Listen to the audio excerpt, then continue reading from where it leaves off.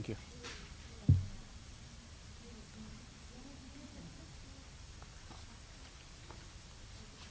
That was too heavy. Now get some light on. It's in Hindi on the back if somebody wants to.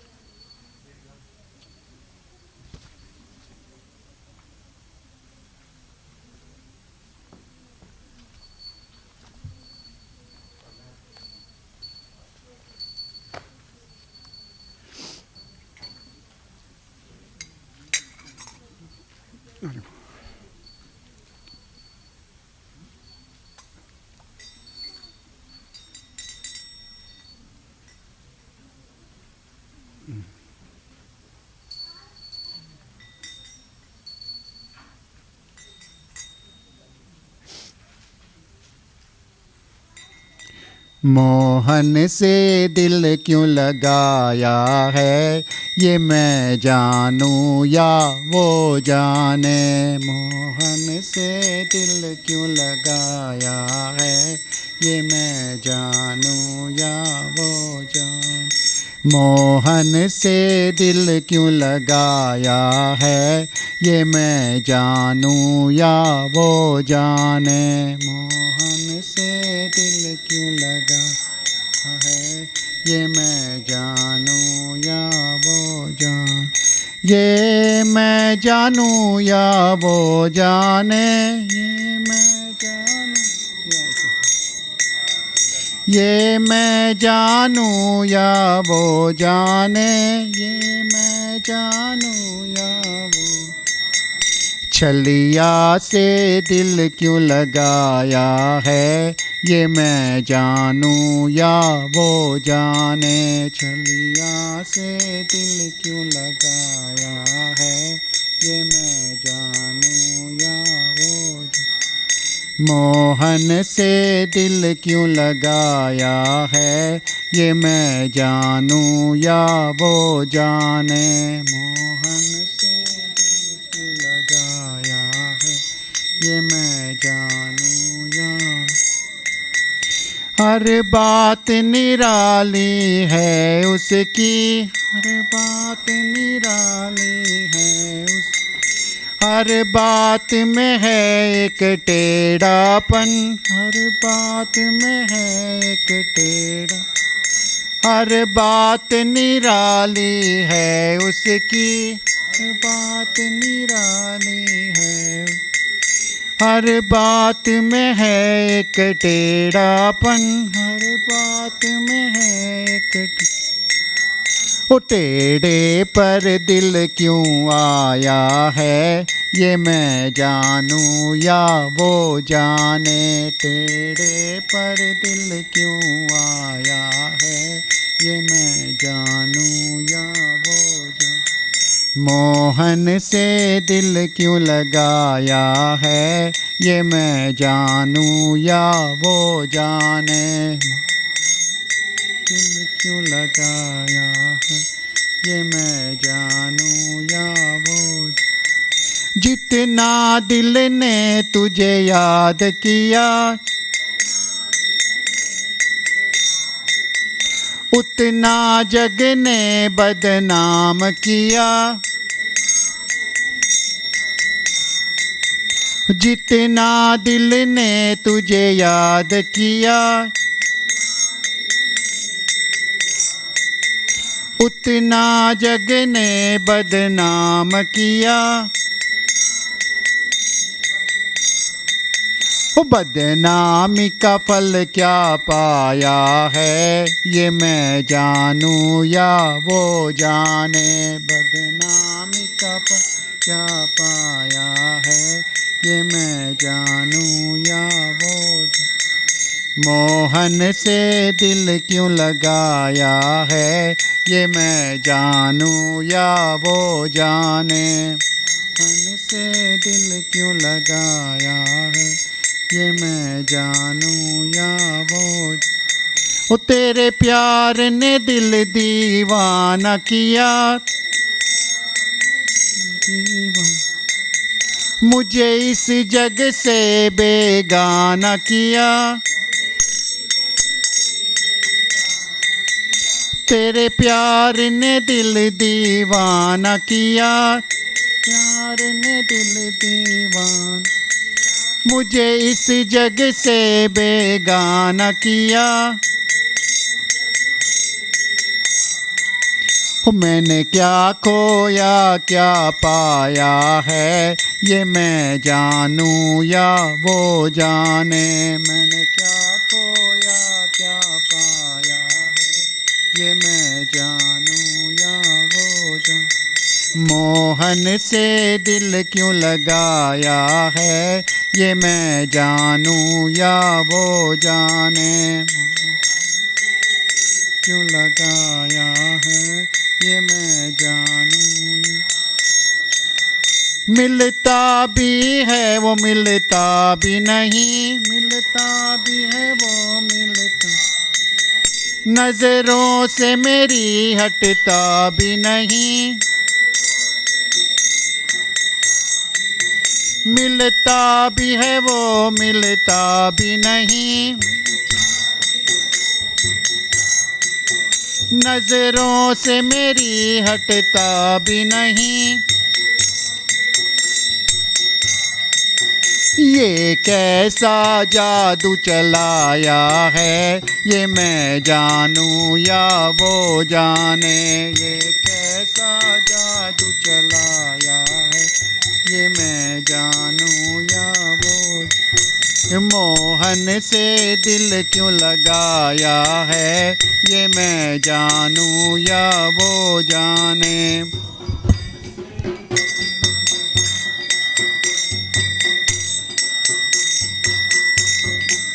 ये मैं जानूं या वो जाने, ये मैं जानूं या वो जाने। ओ छलिया से दिल क्यों लगाया है, ये मैं जानूं या वो जाने।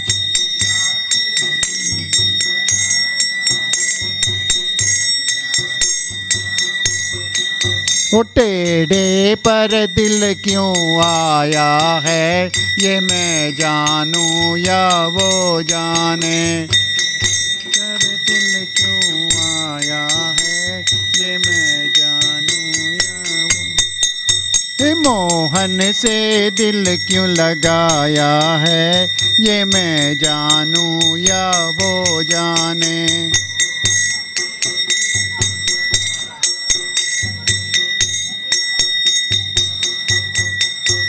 मोहन से दिल क्यों लगाया है, ये मैं जानूं या वो जाने।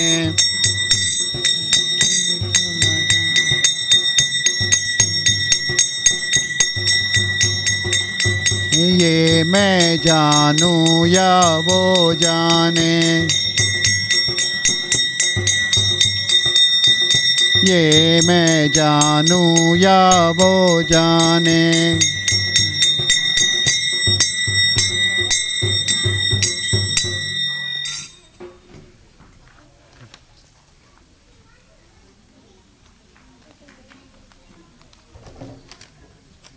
Are you going to play too? Wow.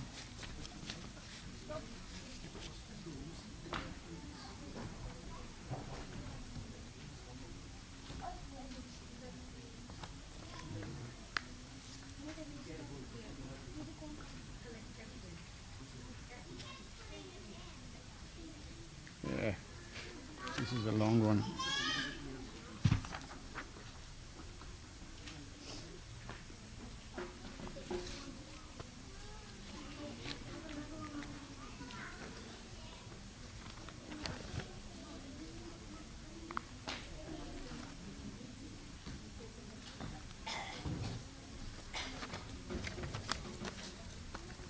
Thank you, Betty. Thank you so much.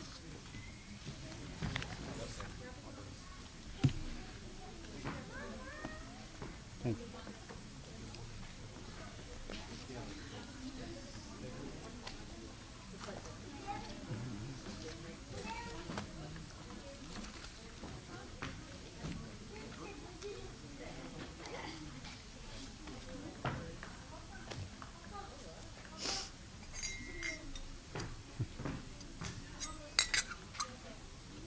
Where's your other one?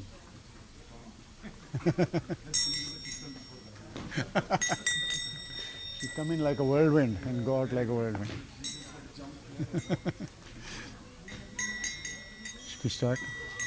গোলকে গোপনে ছিল দ্বারা মাঝে কে আনিল গোলকে গোপনে ছিল দ্বারা গোলকে গোপনে ছিল দ্বারা মাঝে কে আনিল গোলকে গোপনে ছিল দ্বারা গোকুলেতে এনেছে নাম হরি বল গোকুলেতে এনেছে নাম হরি বল গৌর নিতাই এনেছে নাম হরি বল গৌর নিতাই এনেছে নাম হরি ওরে নদিয়াতে এসেছে নাম হরি বল নদিয়াতে এসেছে নাম হরি মহাপ্রভুর মুখের বল হরি বল মহাপ্রভুর মুখের বল প্রেমানন্দে বাহু তুলে হরি বল প্রেমানন্দে বাহু তুলে হরি বল রসনাতে বসে আছে হরি বল রসনাতে বসে আছে হরি গোনা দিন তো ফুরিয়ে যাবে হরি বল গোনা দিন তো ফুরিয়ে যাবে হরি जीवन प्रदीप निभे जाबे हरि बोल जीवन प्रदीप निभे जाबे हरि बोल शिया रे समंदर आए हरि बोल शिया रे समंदर आए ए हरि नाम आबार बोल हरि बोल ए हरि नाम आबार बोल इहा कालेर समवाल हरि बोल इहा कालेर समवाल हरि पर काले समवल हरि बोल पर काले समवाल हरि पावा पारे समवाल हरि बोल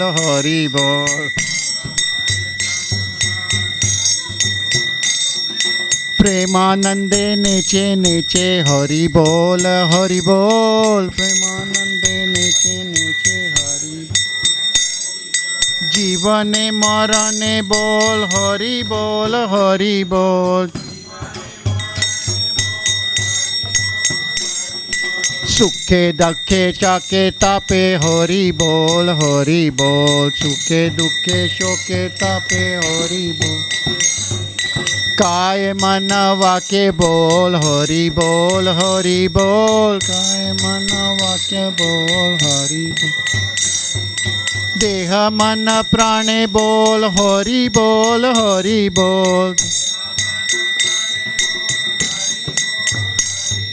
जीवनेर सकल काजे हरि बोल जीवनेर सकल आनंदे कीर्तने बोलो हरि बोल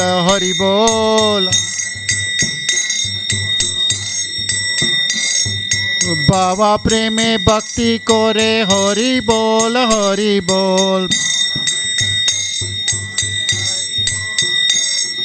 नारद जपे बिना यंत्रे हरि बोल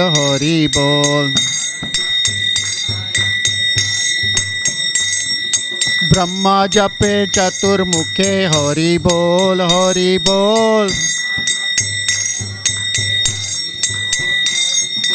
पंचनन गाय पंचमुखे हरि बोल पंचनन गाय पंचमुखे हरि प्रेमानंदे गाओ हरि नाम हरि बोल प्रेमानंदे गाओ हरि नाम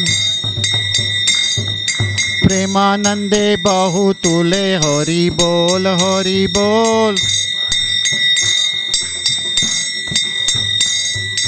वदना बरिया बोलो हरि बोल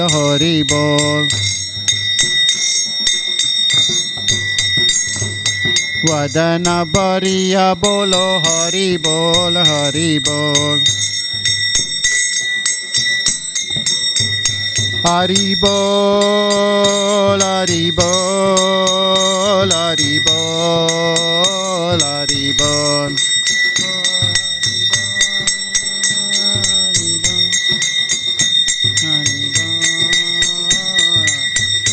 नित्य गौर हरि बोल हरि बोल हरि बोल नित्य गौर हरि बोल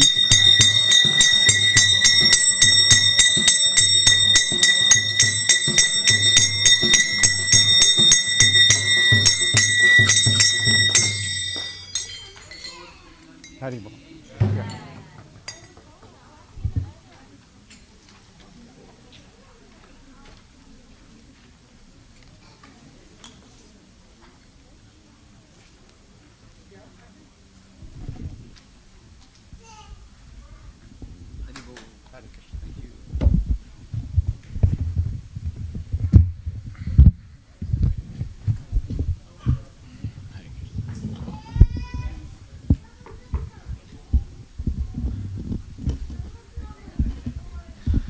Om Namo Bhagavate Vasudevaya. Om Namo Bhagavate Vasudevaya. Om Namo Bhagavate Vasudevaya. Hare Krishna, Hare Krishna. Krishna Krishna Hare Hare Hare Rama Hare Rama Rama Rama Hare Hare Nitai Gaur Premanandi Ki Jai Srimad Bhagavad Gita Grantaraja Ki Jai. So today we're going to hear from the 10th chapter, 3rd verse of the Srimad Bhagavad Gita. And I'll read the Sanskrit and then the translation. And of course today is the first day of Julan Yatra, where we all get a chance to give Radha and Krishna a nice ride on the Julan. So everyone please avail yourself, please the deities by pulling them. So this verse says, and actually close the lights.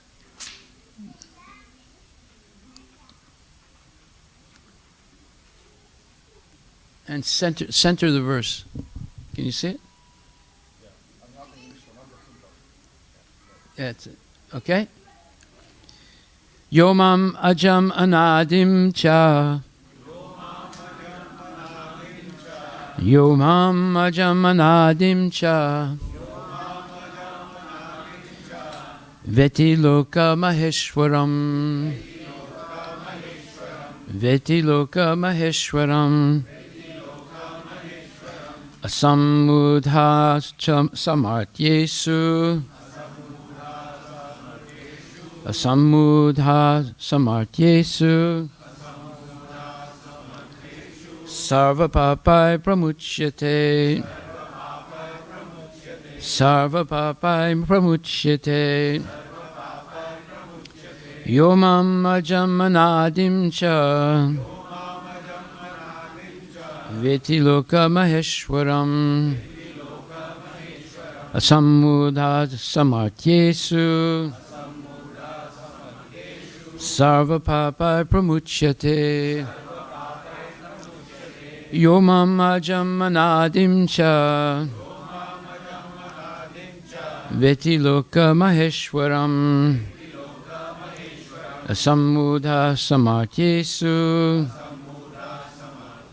Sarva papai pramuchyate. So anyone can chant. Yomam ajamanadim cha. Veti loka maheshwaram. Asamudha samartyesu. Sarva papai pramuchyate. Anybody else? Yo mama jamanadim cha veti loka maheshwaram asamudha samartyesu sarva papai pramuchyate. Ladies, any ladies would like to chant? Yo mama jamanadim cha veti loka maheshwaram asamudha samartyesu sarva papai pramuchyate. Ya, anyone who. Mam, me. Ajam, unborn. Anadim, without beginning. Cha, also. Veti, knows. Loka, of the planets. Maha Ishwaram, the Supreme Master. Asamudha, undiluted. Saha, he, Martyeshu, among those subject to death. Sarva papai, from all sinful reactions. Pramuchyate, is delivered. Translation: he who knows me, meaning Krishna, as the unborn, as the beginningless, as the Supreme Lord of all the worlds, he only, undiluted among men, is freed from all sins. So please repeat. He who knows me, as the unborn, as the beginningless, as the Supreme Lord of all the worlds, he only, undiluted among men, is freed from all sins. Translation. Purport by His Divine Grace, A.C. Bhaktivedanta Swami Prabhupada. As stated in the 7th chapter, 7.3, Manushyanam Sahasre Srukashchit Jati Siddhaye, those who are trying to elevate themselves to the platform of spiritual realization are not ordinary men. They are superior to millions and millions of ordinary men who have no knowledge of spiritual realization. But out of those actually trying to understand their spiritual situation, one who can come to the understanding that Krishna is the Supreme Personality of Godhead, the proprietor of everything, the unborn, is the most successful spiritually realized person. In that stage only, when one has fully understood Krishna's supreme position, can one be free completely from all sinful reactions. So here's a clear statement that knowledge of Krishna is so powerful that it can free a person from all sinful reactions from past lives and in this life. That's also confirmed when Krishna says, Janma karma chame divyam, ivam yo veti tatvata, tyakva deham punar janma, naitimam eti sarjana. One who knows the mysterious and transcendental nature of my appearances and activities or pastimes does not, after death, come back again, but comes directly to me in the spiritual world. So this is how powerful correct knowledge of Krishna is. It can purify a person of all sinful reactions, simply hearing about Krishna's transcendental pastimes and what we're going to hear now. And in the purport it says, here the Lord is described by the word aja, meaning unborn. But he is distinct from living entities who are described in the 2nd chapter as aja. The Lord is different from the living entities who are taking birth and dying due to material attachment. The conditioned souls are changing their bodies, but his body, or Krishna's body, is not changeable. Even when he comes to this material world, he comes at the same as the same unborn. Therefore, in the 4th chapter it is said that the Lord, by his internal potency, is not under the inferior material energy, but is always in the superior energy. So this is extremely important. There are three things a person can understand in order to become a divine person or a saintly person. First thing is to understand that the body of Krishna is not made of bones and ligaments and veins and stomachs and livers and gallbladders and so forth. The body of Krishna is made of Sat Chit Ananda Vigraha. Vigraha means the form. And the form is made of eternity, bliss, and knowledge. So his body is not made of material elements. Our bodies are made of material elements like earth, water, fire, air, ether. Krishna's body is made of Sat Chit Ananda. Therefore, his body is not subject to deterioration.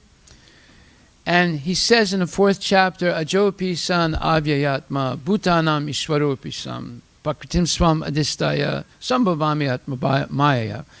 He says, although I am the Lord of and the origin of everything, and although I am sentient, I have senses,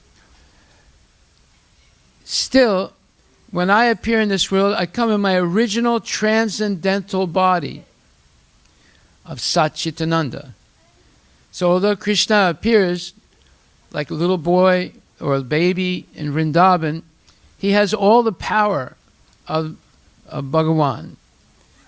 And he proves that by annihilating so many very dangerous demons, even though he's so young, and lifting up Govardhan Parvat. He's only 7 years old when he lifts up this 26-mile radius mountain that's still there in India today. You can go and visit it.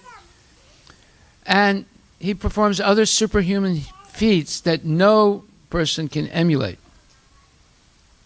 So that's point one. Point two is that Krishna does not have a history. Now, each one of us has a history. Like John Smith, born 1846, died 1910. He has a history. See, Krishna does not have that history. He was never born, and he never dies. You see, but each one of us, although we have an eternal soul that comes from Krishna, we are part and parcel of Krishna. We have our own eternal individuality, as Krishna has his eternal individuality. But we are infinitesimally small, and Krishna is infinitely big. And we're all coming from him. We're never actually separated from him. We always depend on him for everything we do. And I'll explain that a little bit more. But yet, we have all misused our limited independence. We have all limited independence. It's limited to two decisions in life. Either I follow Krishna's advice or I don't follow it. So, when we come to the material world, it's because we refused to follow Krishna's instructions, and we wanted to come to the material world so we can act like a little god by controlling, dominating, and controlling things. An ant can control one little grain of sugar.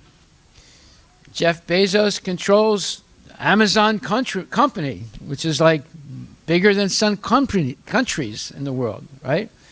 But it's all about control and exploitation.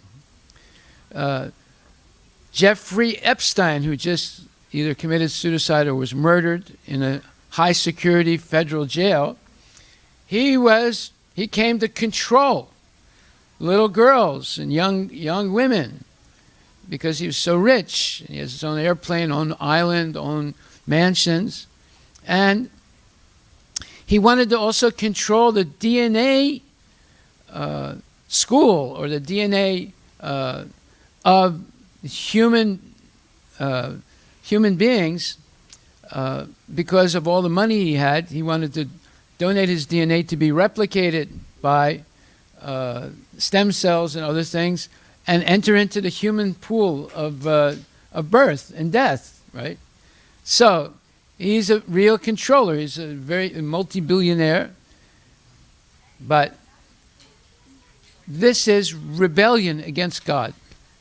So Krishna does not have a history like we do. And the history that we have, it's because our soul is covered by an envelope of material energy called the material body. And because of that, we're confused. We're not quite sure who we are. Are we this body, or are we the soul in the body that's animating it with consciousness? Most people never figure out the difference. They go through 60, 80, 100 years of life without understanding that their soul is different than the body. And because of that misunderstanding, they suffer unnecessarily. The soul is not chemically bonded to the material body. It's simply covered over. And the soul, our soul, is not really affected by suffering. But yet, what suffers is our false ego that connects the eternal soul to the temporary body. Like, for example, if you have a toothache, you can point to where it is. But if someone insults you, can you point to where you're hurting? Anybody? I mean, you can point to the tooth. This molar on the left side of my jaw, it's infected and it hurts. But if someone insults you, can you point to where you're actually hurt? If you tell the doctor, I'm hurt right here, and he puts his stethoscope there, and they do an MRI, and they do an X-ray, and they say, we don't see anything. In fact, your heart's in perfect shape.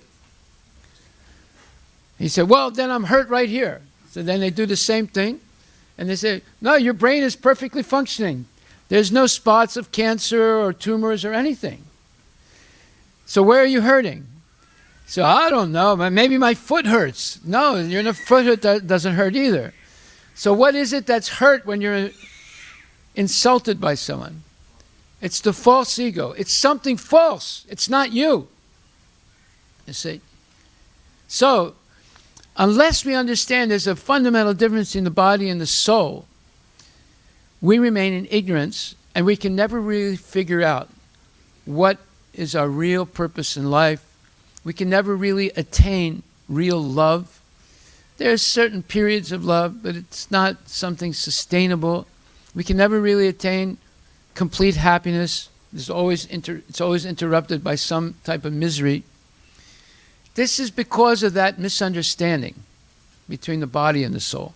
Krishna is different. His body and his soul are one. There's no difference. And his body is not made of material elements. So, and he does not have a history. Born 1810, died 1909. No. He's never born and he never dies. You and me also have never been born and never died. But it looks like that because we appear in a material body that's different than the soul. And that material body is born at a certain time, and it develops and it dies at a certain time. But Krishna does not have that history. Point number 3 is that Krishna is never affected by anything that happens in the material world. We get affected very easily. He's not affected at all. Therefore, he performs his duty without any interruption. He's controlling the movements of the planets and the sun. He's controlling your digestion and my digestion. He's controlling the communication between the brain and the parts of the body. Your body can't move unless there's a communication from the brain. And it's usually understood as some kind of an electrical impulse. Krishna is controlling that. Therefore, sometimes people have a stroke and they can't move. People have a heart attack and they're paralyzed. Right? All these things are being controlled by Krishna, from the movement of the planets to our digestion, through the communication between the mind and the body, through and also the currents, the self-sustaining cycles of nature, like the carbon cycle, nitrogen cycle, phosphorus cycle, etc., and also the movements of the wind. And all these things are controlled by Krishna. They're not controlled by Trump. They're not controlled by Putin. They're not controlled by ISIS. They're controlled by God. And we depend on it. If there's any, let's say, disruption in the Earth rotating on its axis, or the Earth rotating around the Sun, or the Sun and the entire galaxy rotating around a universal axis of the universe, then we would be affected immediately. The Earth is rotating 1,000 miles an hour on its axis. Do you feel any bumps or any rough movement? No. But if you go 100 miles an hour in your car, sometimes it starts shaking like this. Or if the airplane has turbulence, the whole thing starts shaking. You think it's going to fall out of the air, right? The Earth is going 1,000 miles an hour right now on its axis, and you don't feel anything. Then the Earth is going 20,000 miles an hour around the Sun. You don't feel anything. And the Sun is going 460,000 miles an hour around the universal axis with the whole galaxy. You don't feel anything. Who's controlling all that perfect motion? You see? So, Krishna is not affected by anything. He doesn't have a history, and his body is Satchitananda, made of eternity, bliss, and knowledge. If you understand these things, you become a daiva, a transcendentally divine person. So next it says, in this verse, the words Veti Loka Maheshwaram indicate that one should know that Lord Krishna is the supreme proprietor of the planetary systems of the universe. He was existing before the creation, and he is different from his creation. All the demigods, or devatas, were created within the material world, but as far as Krishna is concerned, it is said that he is not created. Therefore, Krishna is different even from the great demigods like Brahma and Shiva. And because he is the creator of Brahma, Shiva, and all the other demigods, he is the supreme person of all planets. So he is Maheshwara. Sometimes that name is used for Lord Shiva, but his domain of, let's say, control is only the parts of the material world. Krishna controls completely the material world and the spiritual world and Lord Shiva. So, our body does not actually belong to us. Our senses do not actually belong to us. They belong to Krishna. And therefore, if we use them in Krishna's service, then we're liberated from the cycle of birth and death. If we use them selfishly for our own purposes, we become more and more entangled in the cycle of birth and death. Then it says here, Sri Krishna is therefore different from everything that is created, and anyone who knows him as such immediately becomes liberated from all sinful reactions. Well, that's what this verse says. Asamuda samartyesu sarvapapai pramuchyate. He who knows me as the unborn, as the beginningless, as the supreme Lord of all the worlds, he only, undiluted among men, is freed from all sins. So you can be freed from all sins simply by hearing this and understanding it. That's how powerful this knowledge is. There's no other way to become free of sins. How do we know that? You can do whatever you want to do. You can do many Satyanarayana pujas. You can do recite so many different mantras. But still, you have good and bad karma that take place. You cannot stop it.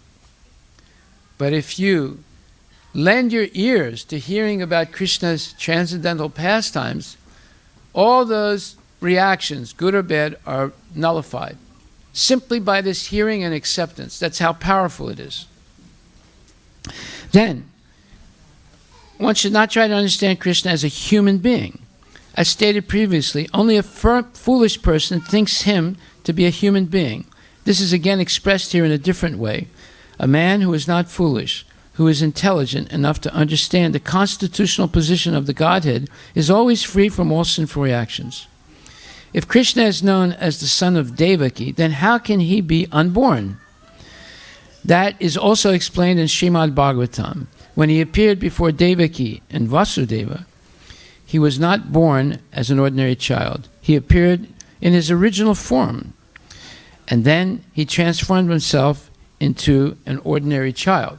So he appeared as Narayana with 4 arms and 4 opulences, Sankha, Gada, Padma, and so forth. But Mother Yasoda was afraid. Devaki was afraid. She said, "Oh my God, he's appearing as God. This is not good. If Kamsa comes and sees that he has this body, he'll kill him because he's promised to kill the Lord." So she prayed, "Please, just look like an ordinary child with 2 hands and not these opulences in your hands." And to please Mother Yasoda, he did appear as a 2-handed, seemingly ordinary child, but it's his original form. Even Narayana comes from Krishna's transcendental body. This is explained in Srimad Bhagavatam. Ete chamsak kalak pumsa Krishnastu Bhagavan Swayam Indriyari Vilikam Lokam Mridayanti Yuge Yuge. Sukadeva Goswami says that Krishna is the origin of all incarnations and all emanations, such as Narayana in the spiritual world, such as the Vishnu incarnations in the material world, etc. And all other incarnations, Matsya, Kurma, and so forth. So, we take this on authority. Sukadeva Goswami is the highest authority. He spoke the Srimad Bhagavatam 5,000 years ago. And the Srimad Bhagavatam is all about Krishna. And he clearly says that Krishna is the Supreme Personality of Godhead. Om Namo Bhagavate Vasudevaya Janmadasya Yata Niveditaratas Chartesu Avigya Swarat.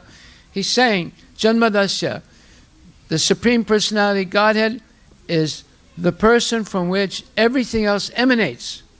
And that person is Om Namo Bhagavate Vasudevaya, the son of Vasudeva, Krishna.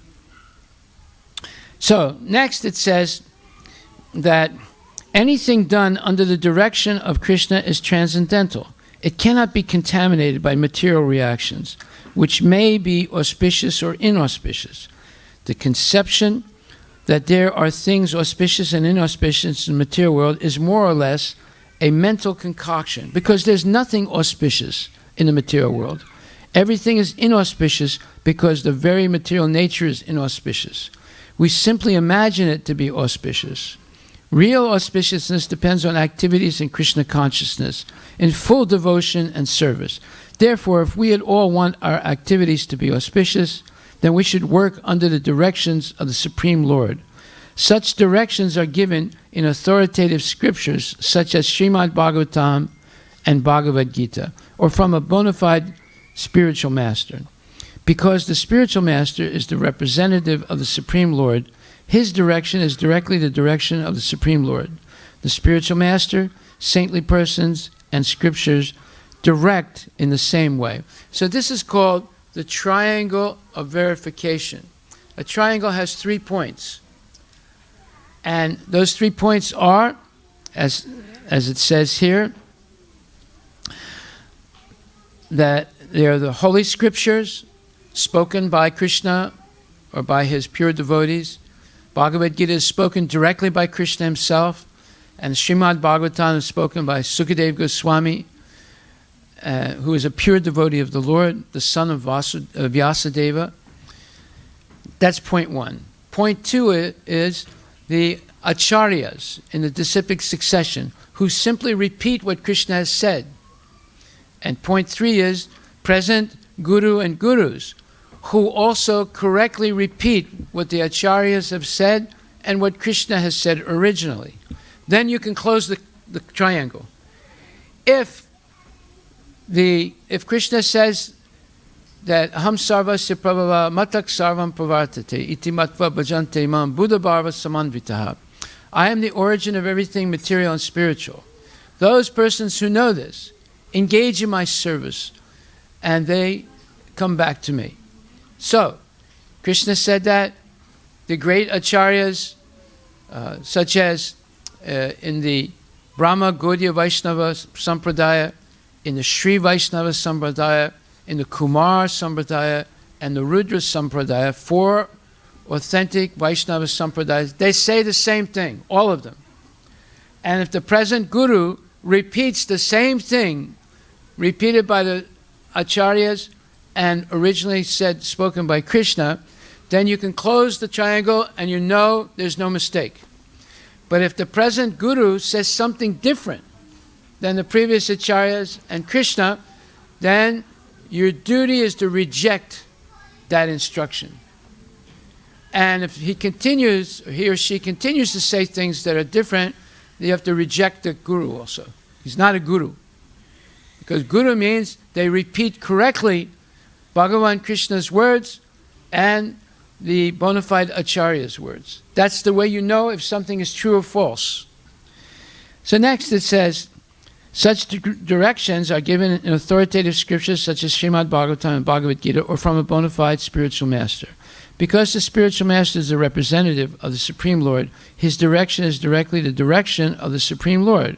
The spiritual master, saintly persons, and scriptures direct in the same way. There is no contradiction in these 3 sources. All actions done under such direction are free from the reactions of pious or impious activities of this material world. That is, if we follow Krishna's instructions as given by Krishna himself and the Acharyas and the present Gurus, then by following that course of action, there's no karma involved, either good or bad. It's karma-free, and only spiritual benefit results from it. So, one example is Arjuna himself. He was ordered by Krishna to fight in the battle of Kurukshetra. He was ordered by Krishna also to kill Bhismadev, the grandsire of the entire Kuru dynasty. He was ordered by Krishna to kill Dronacharya, Arjuna's guru. Anyone who kills their guru or kills someone like Bhisma Pitamaha, who's actually a Devata, is the most sinful person. But yet, we glorify Arjuna. Why? Because he did not kill these people from his own decision. He simply followed what Krishna said. On the other hand, you have someone like Duryodhana, or you have someone like Ravana. They both refused to follow Krishna's advice. And although they didn't kill their guru, they didn't kill Bhisma Pitamaha, but yet they are vilified today for being sinful people. And Arjuna is glorified for being the best devotee and the best yogi. He's the best yogi because the real purpose of yoga is to connect to Krishna and follow his order. It's not to put your foot behind your ear or breathe through one nostril. That's not real yoga. Real yoga means connecting to God through hearing and following his instructions. That's the real yoga. Those exercises are meant to control the mind so you can hear properly and follow properly. That's the whole purpose. It's not to improve your health. It's not to meditate on nothing or meditate on the tip of your nose. It's to calm the mind, control the mind so you can hear the Lord's pastimes and instructions and have the equilibrium of the mind to follow them. So next it says, the transcendental attitude of the devotee in the performance of activities is actually that of renunciation, and that is called sannyasa. As stated in the first verse of the 6th chapter of Bhagavad Gita, one who acts as a matter of duty because he has been ordered to do so by the Supreme Lord, and who does not seek shelter in the fruits of his activities, anasrita karma phalam, is a true renouncer. Anyone acting under the direction of the Supreme Lord is actually a sannyasi and a yogi, and not the man who has simply taken the dress of a sannyasi or a pseudo-yogi. So the real test to see if someone is a devotee is, are they following Krishna's instructions as given by the acharyas also and the present gurus, Shiksha and Diksha gurus? Are they actually following? Are they actually engaged in Krishna's service without any selfish desire for the fruits of the activity? They actually offer everything. They don't do like 1 for Krishna, 2 for me, 3 for Krishna, 6 for me, 6 for Krishna, 12 for me. They don't calculate like that. They count everything for Krishna. See? So that means one is actually a pure devotee in this world.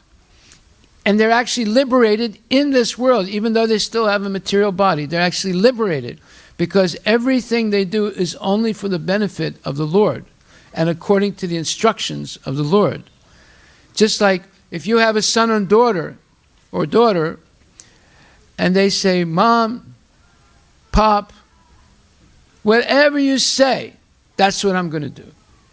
Oh, then we don't want you to go and work in Amazon. We want you to stay on our ancestral land in Gujarat.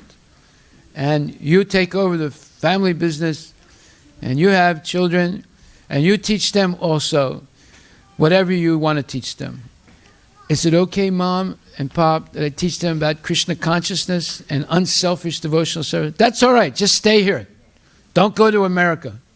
We want you here. Okay, Mom. Okay, Pop. That's what I'll do. You see?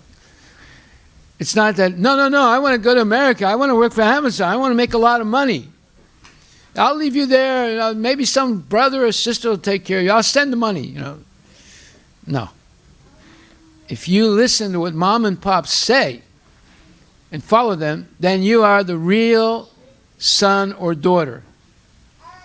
And the same way, if we listen to what Krishna says and we follow what he says, we are the real devotee, and we are the real yogi, and we are the real sannyasi.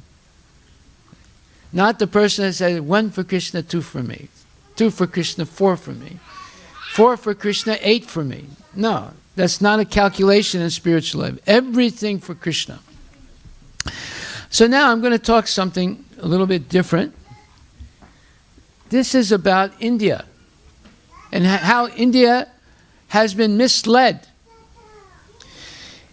For about almost 1,000 years, India has been invaded by Arabs, Muslims, by Turkish Muslims, by Iranian Muslims, by the British, by the Portuguese, and by the French, right? And maybe some others that I forgot. The Chinese also, I forgot. Xinjiang.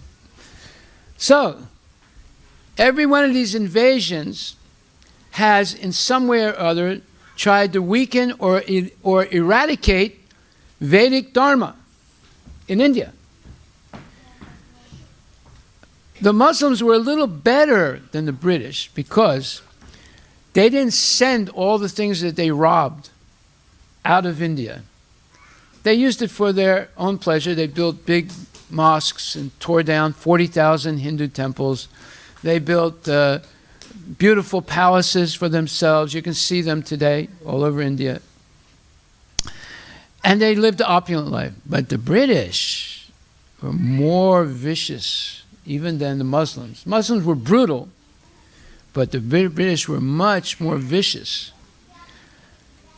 They purposely attacked the Vedic culture, and they did a really good job of it. They sent the wealth to Britain. They didn't spend it in India. So if they spent it like the Muslims spent it in India, so there was something that stayed in the country, they sent all the wealth to Britain. The jewels, the gold, and everything, all the dakshina that they got, and the taxes.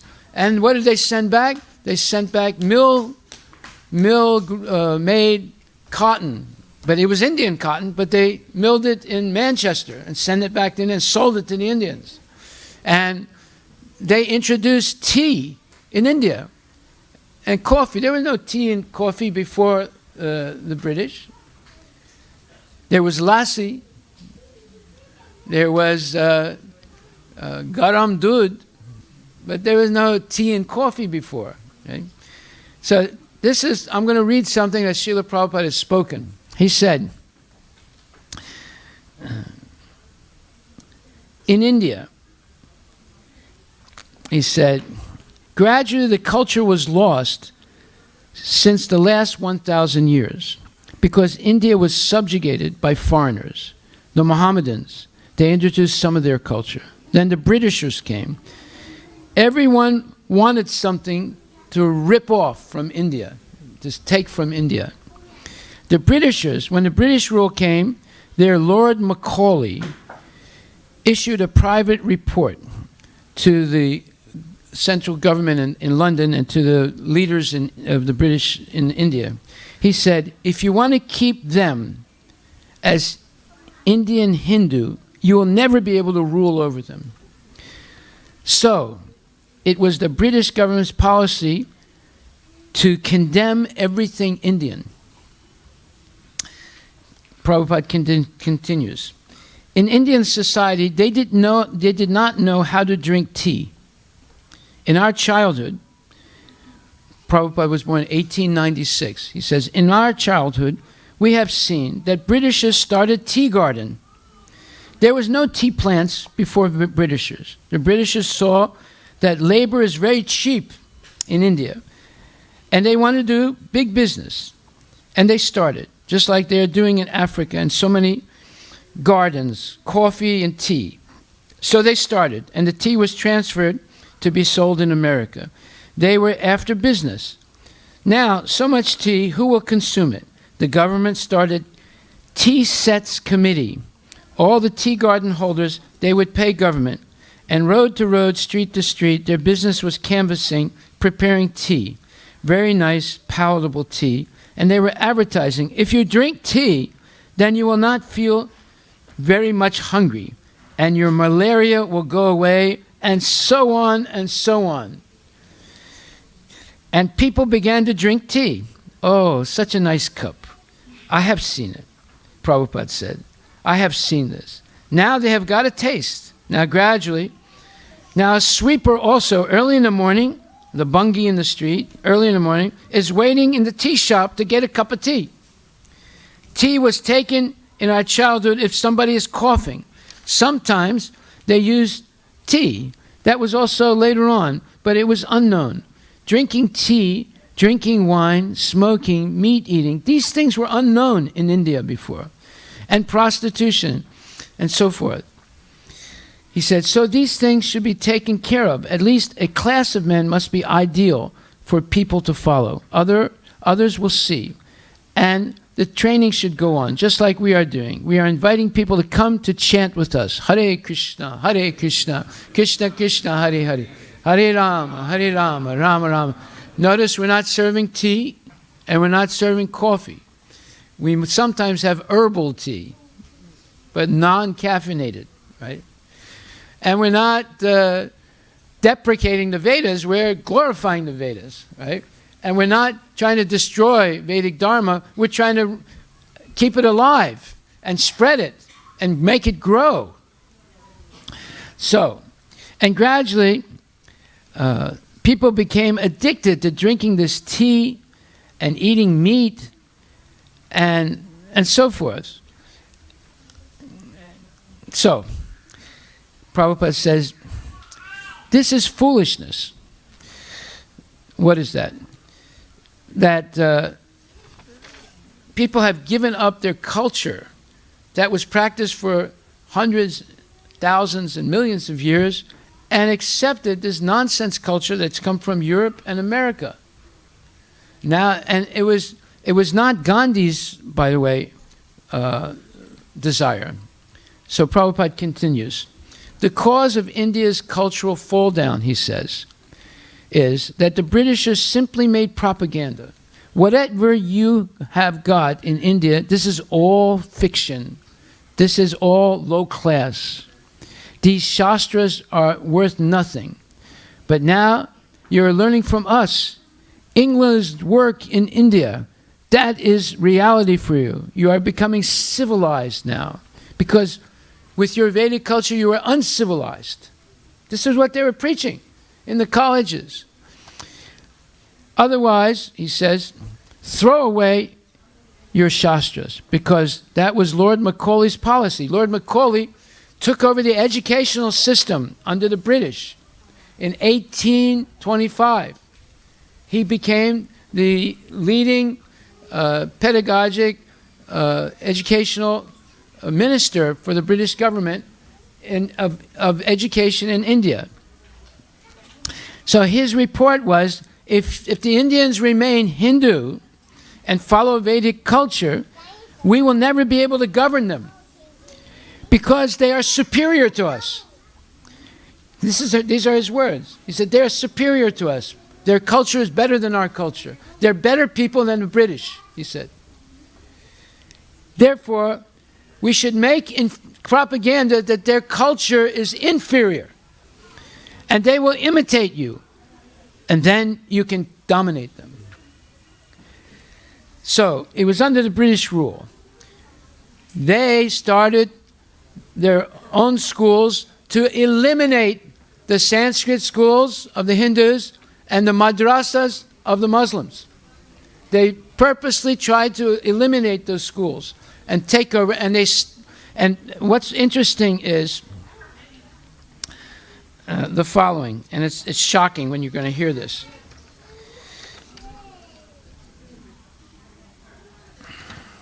Prabhupada says, in India, 35 to 50% of village lands were revenue free before the British came. They were revenue free. There was no taxes on those lands. And the revenue from those lands was used for running schools and conducting temple festivals, producing medicines and feeding pilgrims, and improving irrigation in the little towns and villages. The British, in their greed, brought down the revenue free lands to 5%, from 35 to 50%. When there was a protest, they assured the Indians in the villages and the towns that the government would create an irrigation department and take care of irrigation, and an educational board to take care of education. Because this money that was used was for educating the kids, running schools, conducting temple festivals, producing medicines, feeding pilgrims, improving irrigation. The initiative of the people was destroyed by this act of the British. The initiative, they were self-sufficient. And by the way, there was no education only for Brahmins. Previously to the British, all the classes were being educated. And the Brahminical teachers were only up to maybe 35%. The rest of the teachers were normal people. They were not born Brahmins. And they were teaching all kids. There was not this education only for Brahmins. So, then, they found that as long as the nation was aware and even proud of its traditions, their white man's burden remained as heavy and cumbersome as ever. In other words, their white man's burden is to educate the Indians to become like Britishers, to give up their Vedic Dharma and become Christians, right? This was their burden. But as long as the Indians were following their traditions, the Vedic Dharma, they were not succeeding. India had at that time a very well spread system of education, and that system had to be made ineffective for their purpose to be achieved. Now, most of us are taught to believe that the education was in the hands of the Brahmins and in Sanskrit medium, and that the other castes had no education. But here are the facts about how the British destroyed the Indian educational system and made one of the most literate nations illiterate. In a round table conference in 1931, Mahatma Gandhi, in one of his speeches, said, "The beautiful tree of education of India was cut down by you British.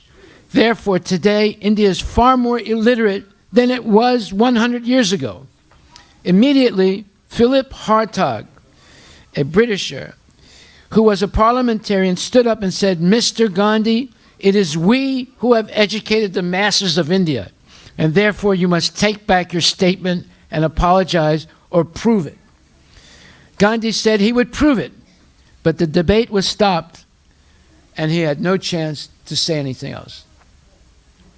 So he's saying Lord Macaulay took over the educational system in India in 1825, and by 1931, Gandhi is saying the whole educational system in India has been destroyed, and it's created a country of illiterates.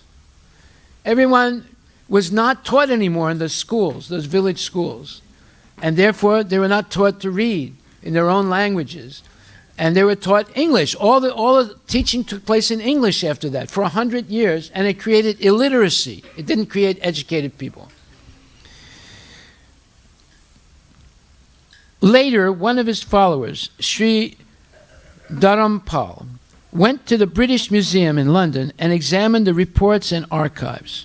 He published a book, The Beautiful Tree, where this matter had been discussed in great detail.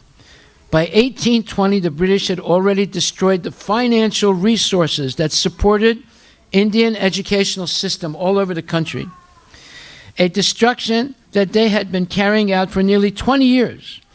But still, the Indians persisted in continuing their system of education, so the British decided to find out the intricacies of the system. Therefore, a survey was ordered in 1822. In other words, they started before 1825 to try and destroy the Indian educational system.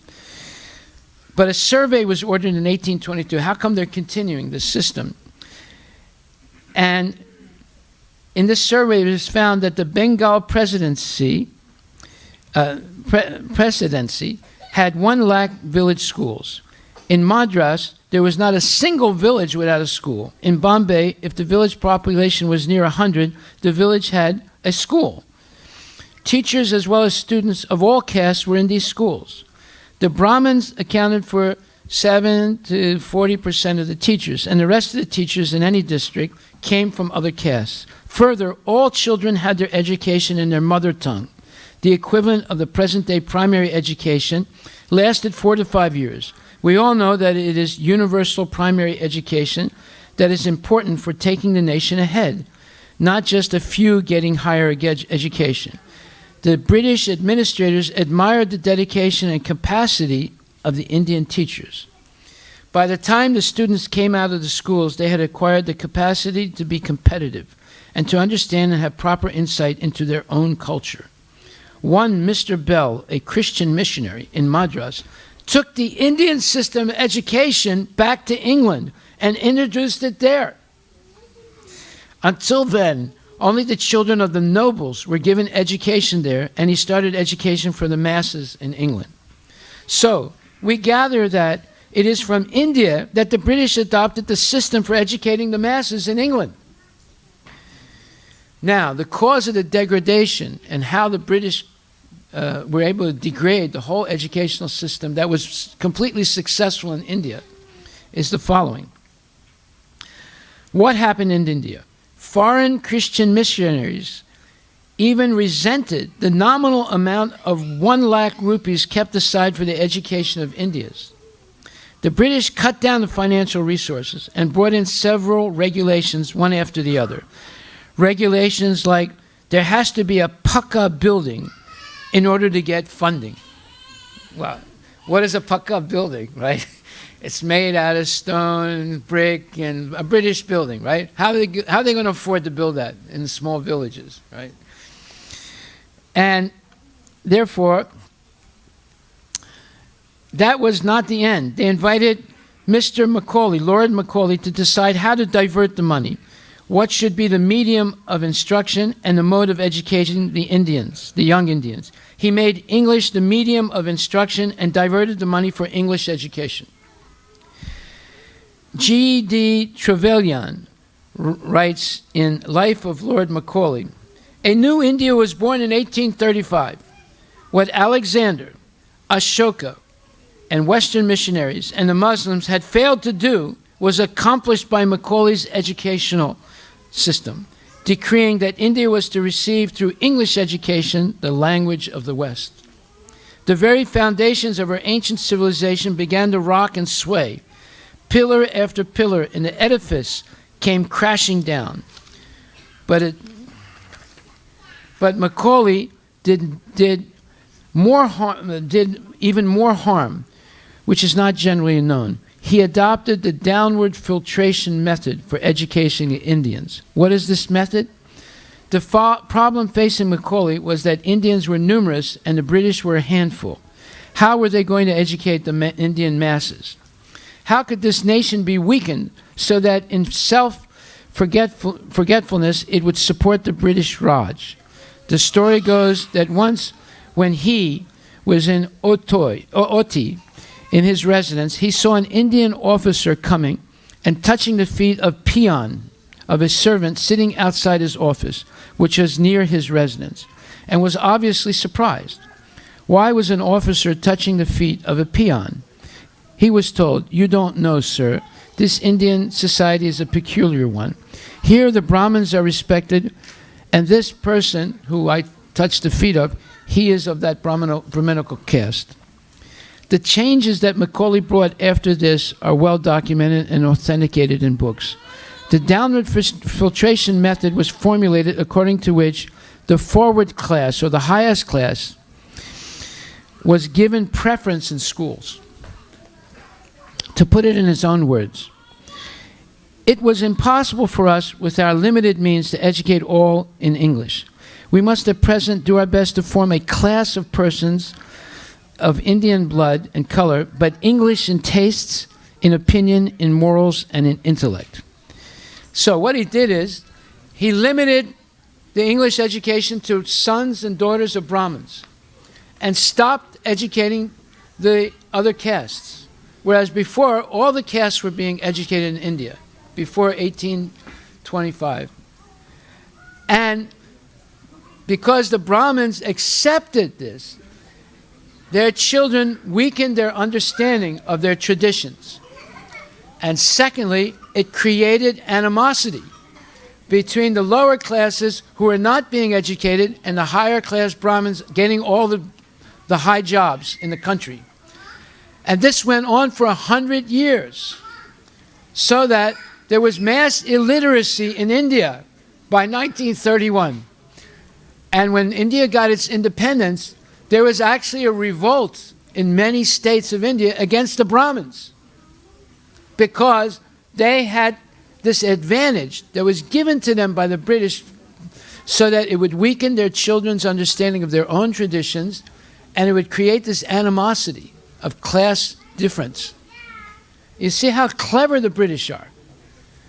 And because of that, the systematic destruction of the Indian system of education deprived the other castes of education. Thus, over 100 years, these castes had become impoverished and ignorant, and the Brahmins, who were supposed to lead the society, became distorted in their understanding of things due to foreign education. So I don't want to go any further with this, but what's happened is now the British have actually succeeded, and the Christians have actually succeeded.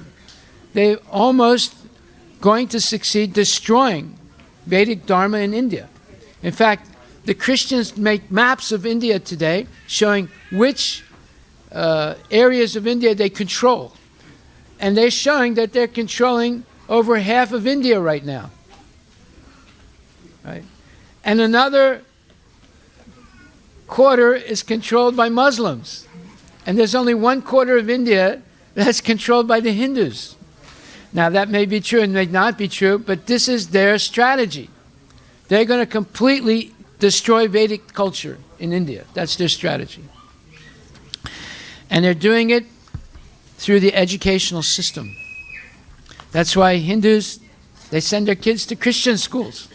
Many of you probably were educated in Christian schools, right?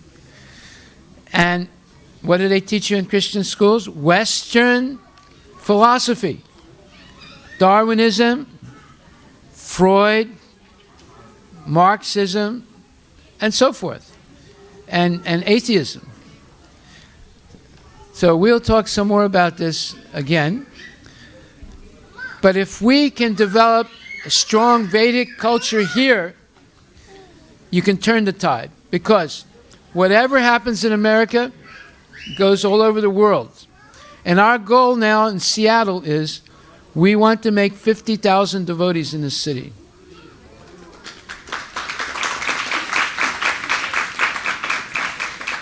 It is possible. It is very possible. Every person born in Bharat has a duty to learn Bhagavad Gita and Srimad Bhagavatam and teach it to others. Bharata bhumite haila manasya janmayar janma sartak karikara para upakar. This Lord Chaitanya said this. Anyone born in Bharat, their duty is to teach everyone, doesn't matter Indian or non-Indian, Krishna Upadesh, the teaching of Krishna. It's your duty. Now, I'm not born in India. I don't have the same duty, but I've accepted it because my Guru's mercy. But you who are born in India, you have an order, a duty directly from Chaitanya Mahaprabhu and from Krishna. Krishna says in Bhagavad Gita, this is the last thing I'll say. He says in the 18th chapter that Ya imam paramam guyam mad bhaktesu abhidasyati bhaktim mai param kritva mam ivaisasya samsayam nachatasmam manusyesu kaschin me priyakritama bhavita nachame tasmat anya priyataro bhuvi. He says, for that person who explains this supreme secret, Bhagavad Gita, to others, pure devotional service is guaranteed, and at the end, he will come back to me. There is no servant in this world more dear to me than that person who teaches this Bhagavad Gita to others, nor will there ever be one more dear. So Krishna is giving the same order that Chaitanya Mahaprabhu gave 500 years ago. That if you're born in India, your duty is to learn this Bhagavad Gita and teach it to others by practical example and by teaching. So think about this. We can do this. We can actually make 50,000 devotees in Seattle if we get serious. But it requires training. You have to live, breathe, and speak Bhagavad Gita to do it.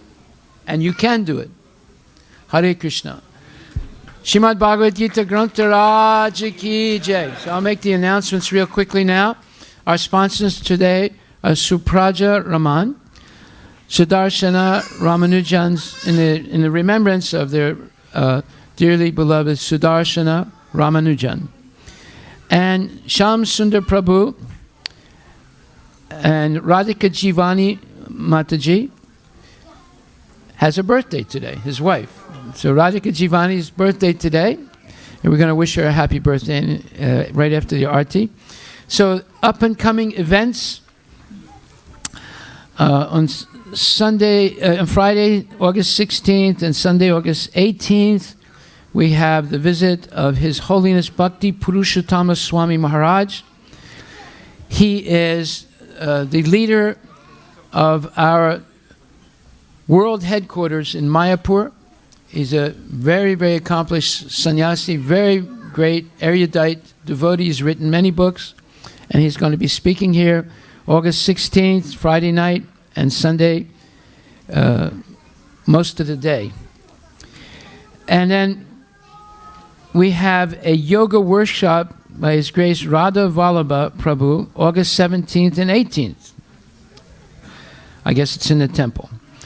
On August 14th, we're going to celebrate Balaram Jayanti, Krishna's brother's appearance day. It's a very auspicious day. There's fasting until moonrise, and there's an ecstatic program in the evening. And then on August 16th, we have the visit of the Mayapuris. They were the main attraction at our Ananda Mela Festival. They're fantastic musicians and singers, and they're going to lead kirtan here in the temple August 16th. That's a Friday night next week. August 23rd to 25th is Shri Krishna Janamastami. Last year we got about 12,000 people that came. This year we're expecting many more. And it's a 3-day festival, the whole weekend. So Friday night is Janamastami. So the program will go on till 1 or 2 o'clock in the morning. There'll be prasadam served all day long, and there'll be wonderful programs. There'll be many exhibits outside. The whole place is transformed into Vaikuntha Vrindavan. You're all invited. It's an ecstatic celebration. And of course, the Arti at 12 o'clock at night, which usually there's it's unbelievable ecstasy and energy going on. And then August 25th, we're going to do it again, because some people think August 25th is Janmashtami, and we celebrate on the 25th. So we're going to do it 2 times. And then August 25th, we're going to have, it's a Sunday, we have our Sunday feast, but we're going to have our International Food Fair, and we're inviting the entire city of Sammamish to come. Last year we got 4,000 people. That's not the entire city of Sammamish. That was the first time we did it, but this time we're really advertising it. Last year the mayor of Seattle came and spoke, and other dignitaries will be here. August 25th, Sunday, starting at 12 o'clock, going on till 6:30, and then the Sunday feast program takes place. And then August 31st and September 1st is Jagannath Rath Yatra and Flavors of India Festival in Crossroads Park. Jagannath cart will have 2 cart processions, one Saturday and one Sunday. We'll have our children's cart procession Saturday within the Crossroads Park, and our main major festival procession starting at 12 o'clock. Starting at 12 o'clock on 166th, and I forget the other street, 56th Street or something like that, and going up to 8th Avenue, and then going up to the Crossroads Park along the Crossroads Mall. So please keep that date. It's going to be a very big parade. We have at least 150 people who will be dancing. There'll be a procession of Sri Vaishnavas, at least 40 to 50 Sri Vaishnavas, men and women, nicely dressed, and they will be reciting the Divya Prabandhams, and it'll be amplified, and they will have Balaji coming behind them. And then there'll be a large group of women dancing to Govinda Bolo Hari in very nicely dressed, at least 50 of our women dancing like that. And then there'll be a gigantic Harinam party of hundreds and hundreds of devotees leading the Rath Yatra cart, the gigantic cart that we're going to have. So don't miss this. This is a once-in-a-year occasion to see a grand parade right in the center of Bellevue's Crossroads area. So we're hoping that thousands of people will come. Hare Krishna. Now this is something we did. We did have our Rath Yatra festival in Derby Days Festival in Redmond, in which there were 50 different groups in the parade. We won the first prize. Here it is, signed by the mayor, Mayor Marcione, mayor of Redmond. And it says, congratulations, Grand Derby Awards, Haribol. So now we'll have our Arti ceremony. Thank you very much. Hare Krishna.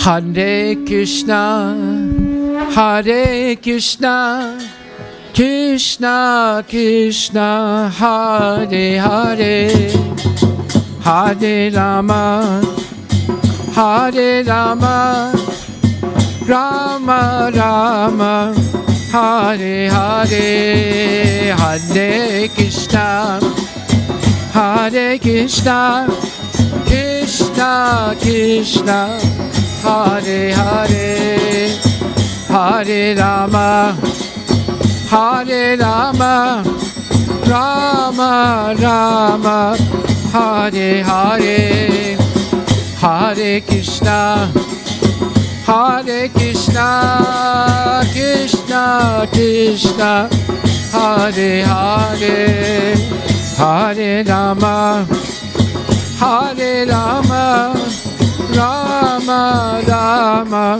Hare Hare, Bolo Hare Krishna.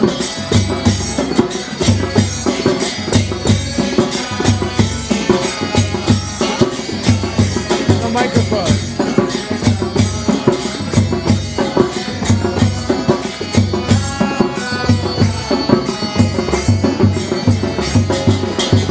Hare Krishna, Hare Krishna, Krishna Krishna, Hare Hare, Hare Rama, Hare Rama, Rama Rama, Hare Hare, Hare Krishna, Hare Krishna, Krishna Krishna, Hare Hare, Hare Rama, Hare Rama, Rama Rama, Hare Hare, Hare Krishna, Hare Krishna, Krishna Krishna, Hare Hare, Hare Rama, Hare Rama, Rama Rama, Hare Hare.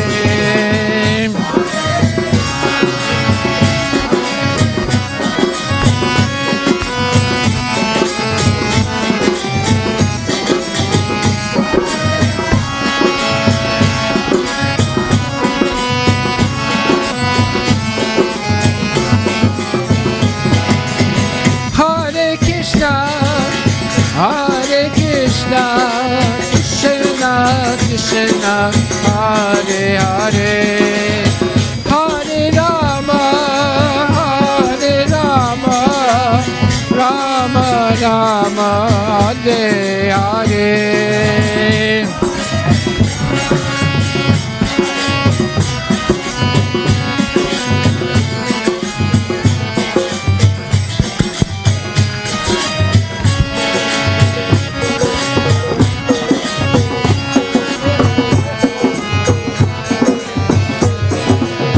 Hare Krishna, Hare Krishna, Krishna Krishna, Hare Hare, Hare Rama, Hare Rama, Rama Rama, Hare Hare, Bolo, Hare Krishna, Hare Krishna, Krishna Krishna, Hare Hare, Hare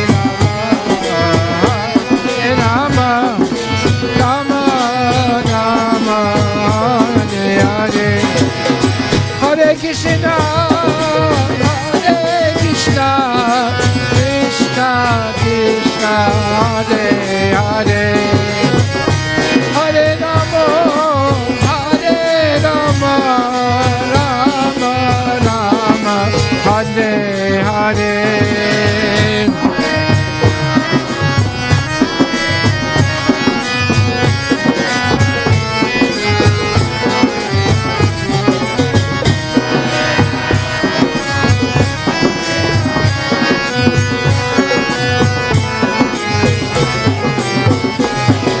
Hare Krishna, Hare Krishna, Krishna Krishna, Hare Hare, Hare Rama, Rama Rama, Hare Hare, Hare Krishna, Krishna Krishna, Hare Hare, Hare Rama, Rama Rama, Hare Bola, Hare Krishna, Krishna Krishna, Hare Hare, Hare Rama, Rama Rama, Hare Hare, Hare Krishna, Krishna, Hare Hare, Hare Rama, Rama Rama, Hare Krishna, Krishna Krishna, Hare Hare, Hare Rama, Rama Rama, Hare Hare, Hare Krishna, Krishna Krishna, Hare Hare, Hare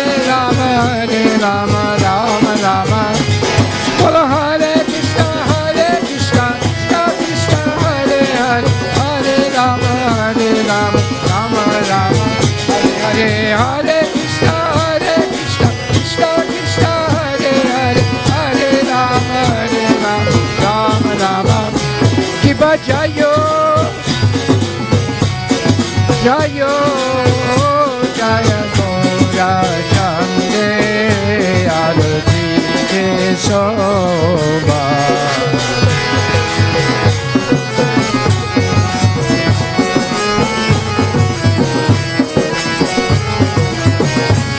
Bala Jana Vichatavane Jagamana Loba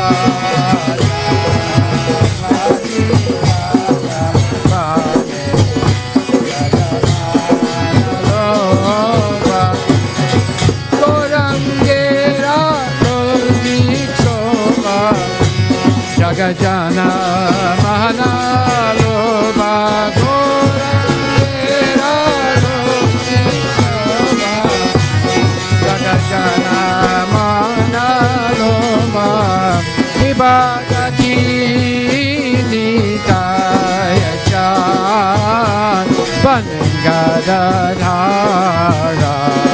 Raki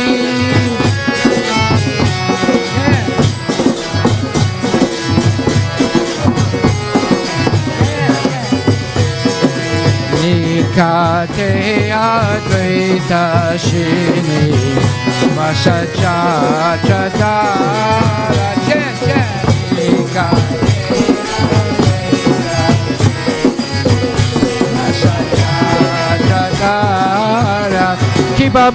Kibaboshin Gitatara Chan Ratna Singhasane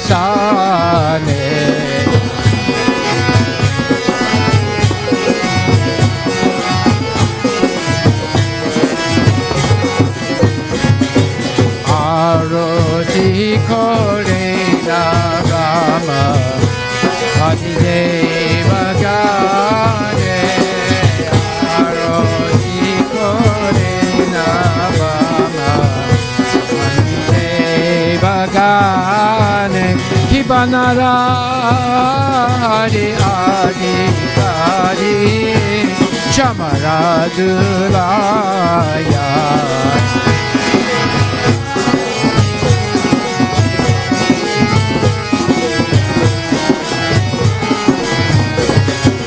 Sanjaya Mukunda Vasu Kosadigaya Sanjaya Mukunda Vasu Kosadigaya Kibashanka Bhaje Kanta Bhaje Bhaje Karatala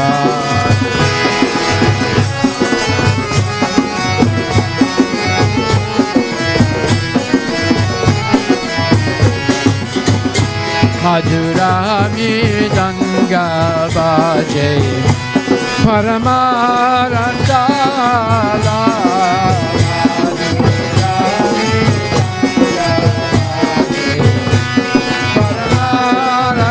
Paramarasala Chanka Bhaje Kanta Bhaje Madhur Madhur Madhur Bhaje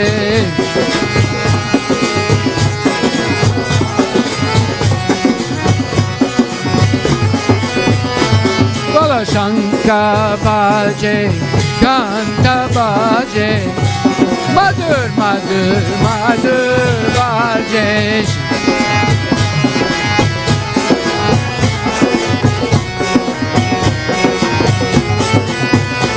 Bolo Shanka Bhaje, Kanta Bhaje, Madhur, Madhur, Madhur Bhaje.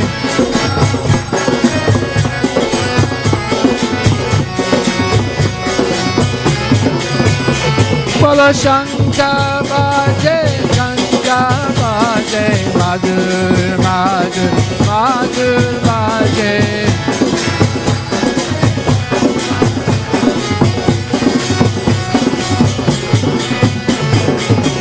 Nitai Gora Hari Bol, Hari Bol, Gora Hari Bol, Nitai Gora Hari Bol, Nitai Gora Hari Bol.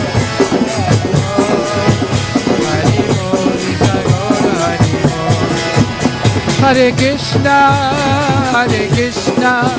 Krishna Krishna, Hare Hare, Hare Rama,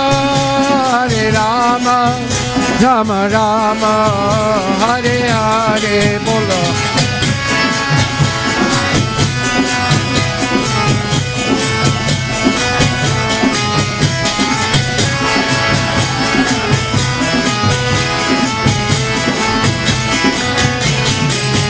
Hare Krishna, Krishna Krishna, Hare Hare, Hare Rama, Rama Rama, Hare Hare, Hare Krishna, Krishna Krishna, Hare Hare, Hare Rama, Rama Rama, Hare Hare, Hari Bol, Hari Bol, Hari Bol, Nita Gora, Hari Bol, Nita Gora, Hari Bol, Hari Bol, Gora, Hari Bol, Nita Gora, Nita Gora, Hari Bol, Hari Bol, Gora, Hari Bol, Nita Gora, Hari Bol, Nita Gora, Hari Bol, Hari Bol, Gora, Hari Bol, Nita Gora. Ki Baba ho Kochi Chandani Vadana Ujwala.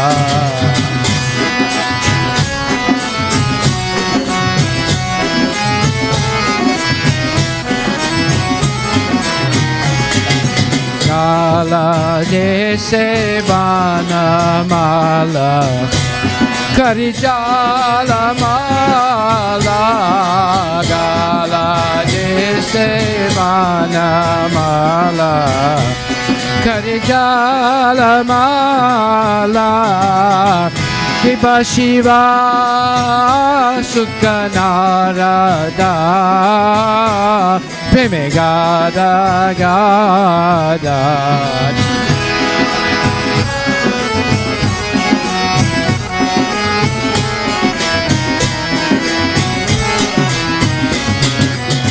Akadi vinoda deke Korara sampada. Akadi vinoda deke Korara sampada. Hare Krishna, Krishna Krishna, Hare Hare, Hare Rama, Rama Rama, Hare Hare, Hare Krishna, Krishna Krishna, Hare Hare, Hare Rama, Rama Rama, Hare Hare, Hare Krishna, Krishna Krishna, Hare Hare, Hare Ram, Ram Rama, Hare Hare, Hare Krishna, Krishna, Hare Hare, Hare Ram, Ram Rama. Hey, Hare Krishna, Krishna Krishna, Hare Hare, Hare Ram, Rama Rama, Hare Hare, Hare Krishna, Krishna Krishna, Hare Hare, Hare Rama, Ram Rama. Hare Krishna, Krishna Krishna, Hare Hare, Hare Rama, Rama Rama, Hare Hare, Hare Krishna, Krishna Krishna, Hare Hare, Hare Rama, Rama Rama, Hare. Bolo Hare Krishna, Krishna Krishna, Hare Hare, Hare Rama, Ram Rama, Hare Hare.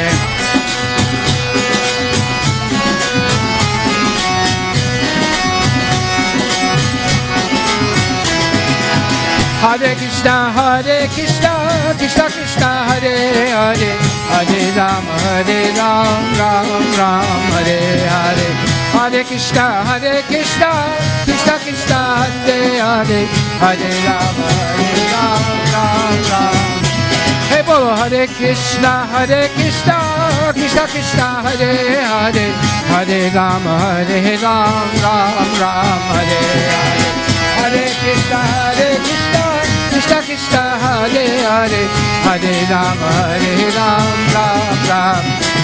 Bolo Hare Krishna Krishna Krishna Hare Hare Hare Rama Ram Ram Hare Hare.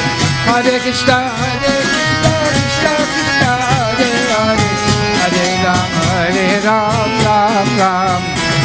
Hare Krishna Krishna Krishna Hare Hare Hare Rama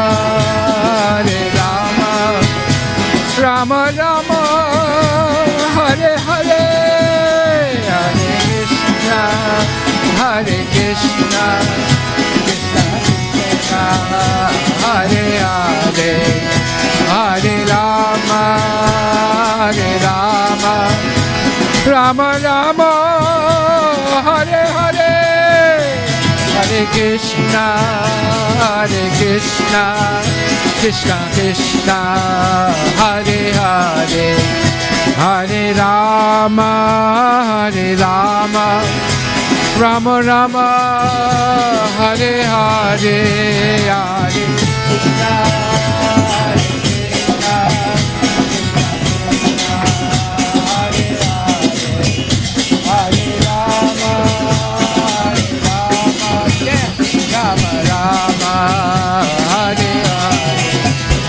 Hare Krishna Hare Krishna Krishna Krishna Hare Hare Hare Rama Rama Rama Hare Hare. Hare Krishna Krishna Krishna Hare Hare Hare Rama Hare Hare. Hare Krishna Krishna Krishna Hare Hare Hare Rama Rama Rama Hare Hare. Hare Krishna Krishna Hare Hare Hare Rama Rama Hare. Nitai Gora Hari Bol Gora Hari Bol Nitai Gora Hari Bol Nitai Gora Hari Bol Hari Bol Nitai Gora Hari Nitai Gora Hari Bol Gora Hari Bol Nitai Gora Hari Bol Nitai Gora Hari Bol Hari Bol Hari Bol Nitai Gora Hari Nitai Gora Hari Bol Gora Hari Bol Nitai Gora Hari Bol Nitai Gora Hari Bol.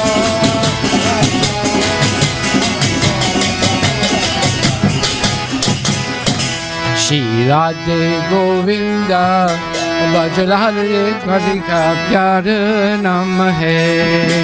Shri Radhe Govinda Hamara Bhajale Hare Ka Pyar Nam Hai. Shri Radhe Govinda Amana Bhajale Hare Ka Pyar Nam Hai. Shri Radhe Govinda Amana Bhajale Hare Ka Pyar Nam Hai.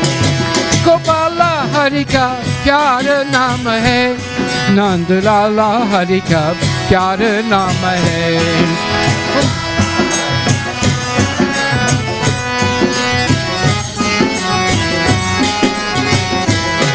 Gopala Hare Ka Pyar Nam Hai. Nand Lala Hare Ka Pyar Nam Hai.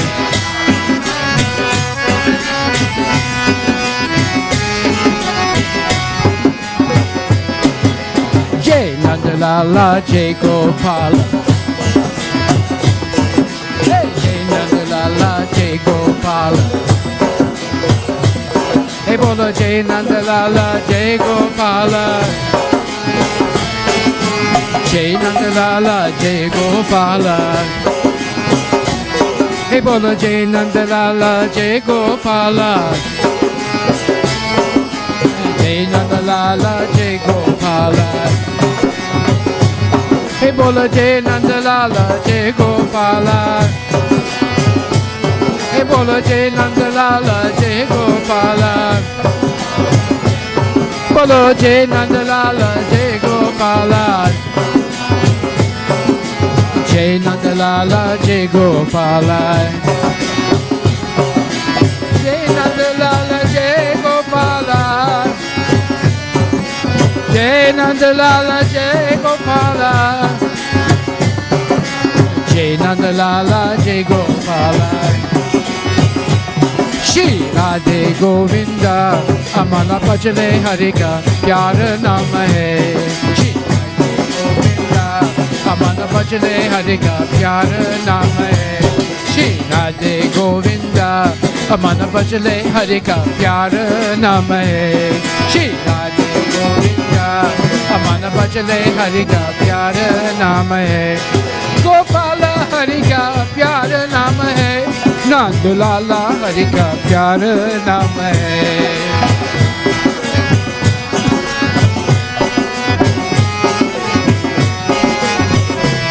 Gopala Hari Ka Pyar Naam Hai. Nandalala Hari Ka Pyar Naam Hai. Gopala Hari Ka Pyar Naam Hai. Nandalala Hari Ka Pyar Naam Hai. Jai Nandalala Jai Gopala. Hey, Jai Nandalala Jai Gopala. Bolo Jai Nandalala Jai Gopala. Jai Nandalala Jai Gopala. Hey, Jai Nandalala Jai Gopala. Jai Nandalala Jai Gopala. Bolo Jai Nandalala Jai Gopala.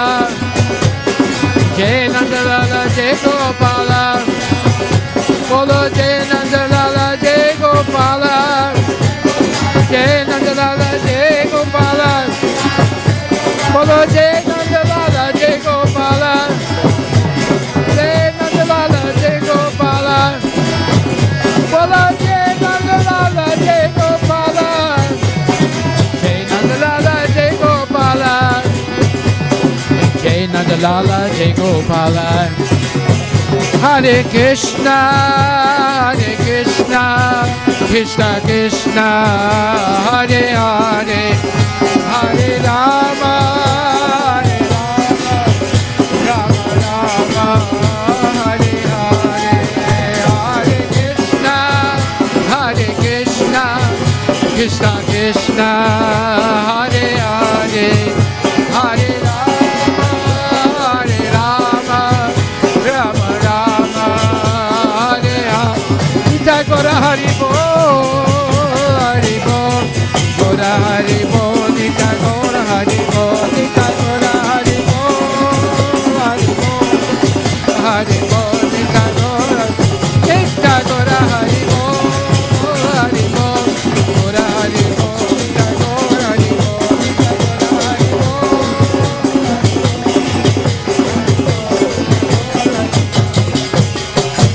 Nitai Gaura Premanande ki Hare Hare Hare Hare Bol, Hare Bol, Hare Bol. Jai Om Vishnupad Paramahansa Parvajik Chasta Tarasatarashi Shishimada's Divine Grace A.C. Bhaktivedanta Goswami Maharaj Shri Prabhupada ki jai. Ananta Koti Vaishnavinda ki jai. Namacharya Srila Haridas Thakur ki jai. Prem Shri Kaho Shri Krishna Chaitanya Prabhu Nityananda Shri Advaita Gadadhar Shri Vasudhi Gaur Bhaktavinda ki jai. Shri Shri Radha Krishna Gopinath Sankunda Radha Kunda Giri Govardhan ki jai. Nitai Gaur Premanandi Harinama Sankirtan ki jai. All glories to the sum of devotees. All glories to the sum of the all glories to the sum of the all glories to Shri Guru and Shri Guranga. All glories to Srila Prabhupada ki jai. Namaste Narasimhaya Praladayini. Namaste Narasimhaya Praladayini. Namaste Narasimhaya.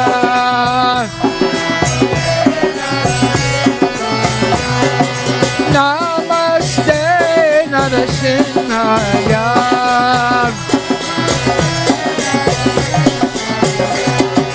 Praladayini. Praladayini. Praladayini. Praladayini.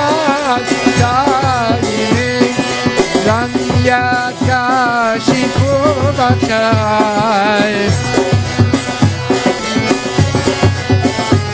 Hiranyakashipu Bachai.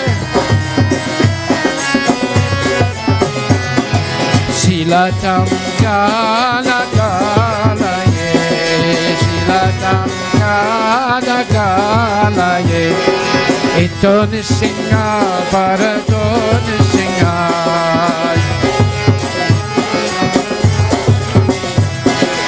Ito nisinga para to nisinga.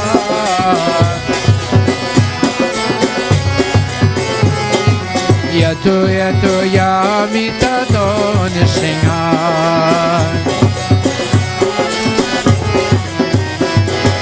Yato yato yamita to nisinga.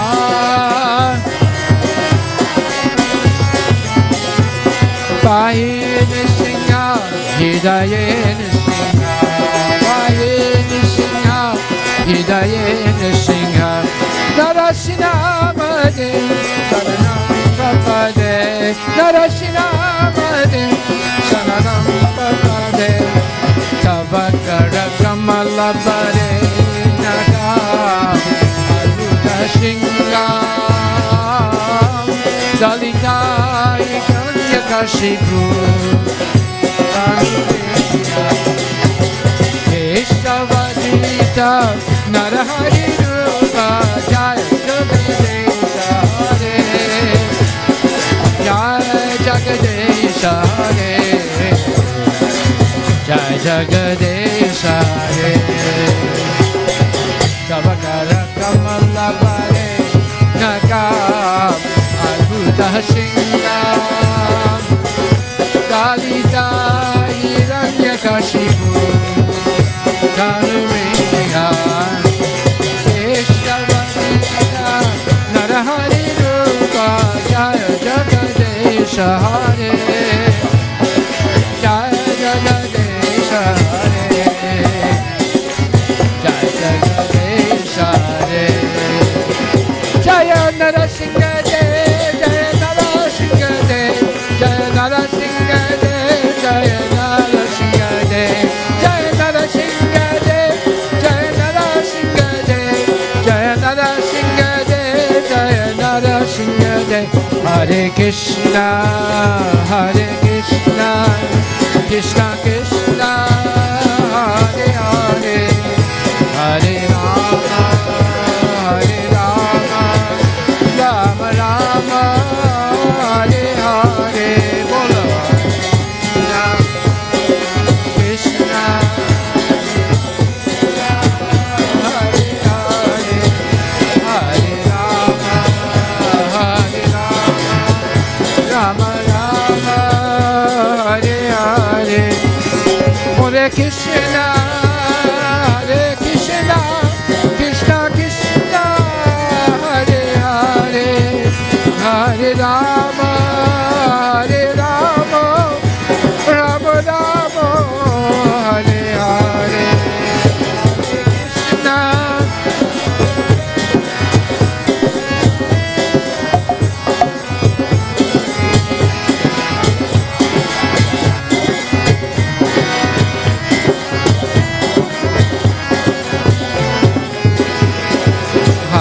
Krishna Hare Krishna Krishna Krishna Hare Hare Hare Rama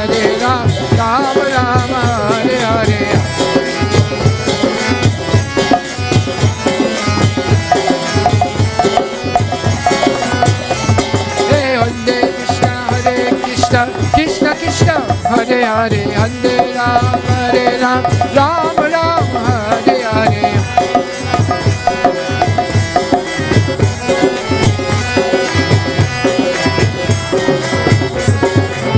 Hare Krishna, Krishna Krishna, Hare Hare, Hare Ram, Ram Ram, Hare Hare.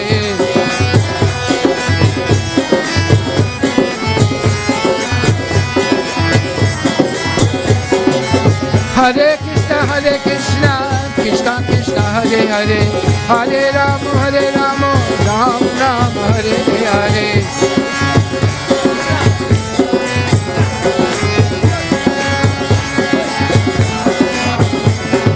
Hare Krishna, Krishna Krishna, Hare Hare, Hare Ram, Ram Ram, Hare Hare.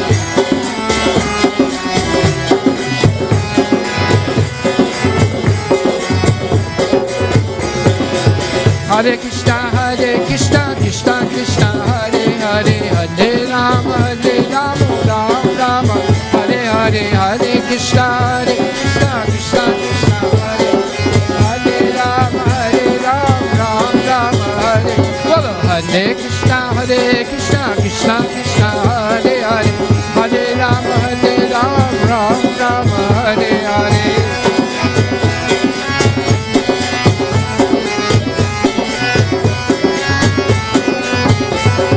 Hare Krishna, Krishna Krishna, Hare Hare, Hare Ram, Ram Ram, Hare Hare.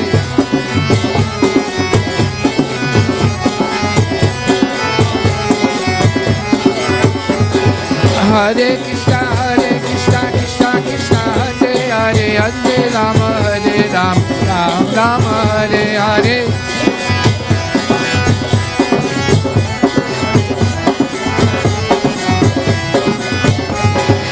Hare Krishna, Krishna Krishna, Hare Hare, Hare Ram, Ram Ram, Hare Hare. Krishna, Krishna Krishna, Hare Hare, Hare Ram, Ram Ram, Hare Krishna, Krishna Krishna, Hare Hare, Hare Ram, Ram Ram, Hare Hare.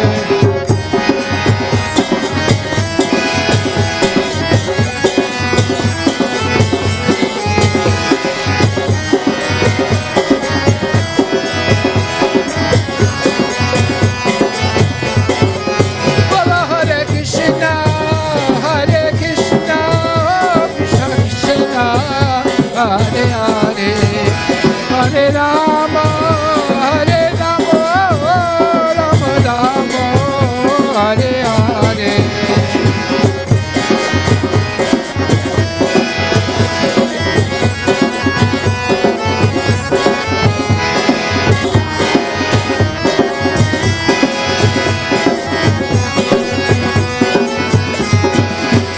Bolo Hare Krishna, Krishna Krishna, Hare Hare, Hare Ram, Ram Ram, Hare Hare.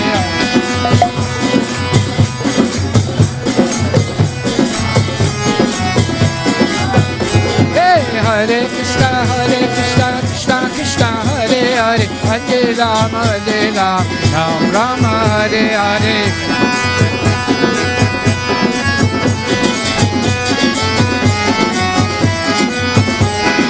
Jayo Radhe, Jaya Krishna, Jaya Vrindavan, Shri Govinda Gopinath, Madana Mohan.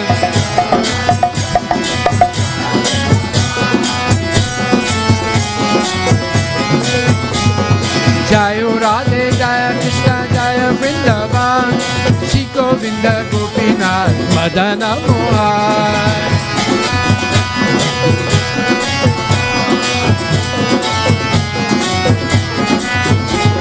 Jayo Radhe, Jaya Krishna, Jaya Vrindavan, Shri Govinda Gopinath, Madana Mohan. Jayo Radhe, Jaya Krishna, Jaya Vrindavan, Shri Govinda Gopinath, Madana Mohan. Shri Govinda Gopinath, Madana Mohan. Shri Govinda Gopinath Madana Mohan. Madana Mohan, Madana Mohan.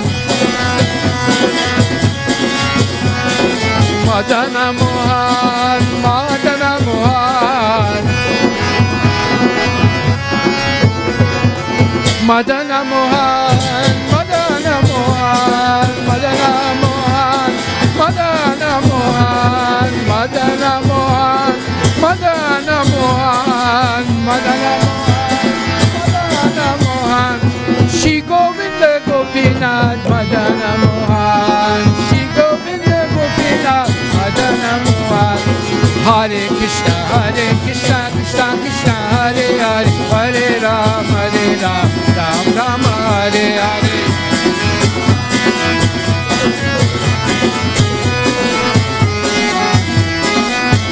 Hey, Hare Krishna, Krishna Krishna, Hare Hare, Hare Ram, Ram Ram, Hare Hare.